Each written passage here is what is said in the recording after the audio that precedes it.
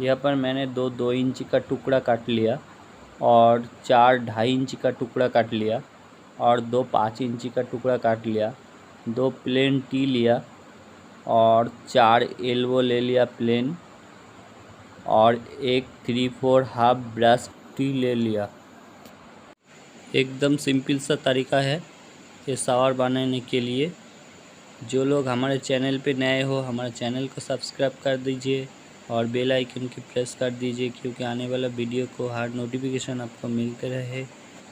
अभी हम CPVC को एल्बो से जोड़ देंगे सॉल्वेंट सीमेंट से।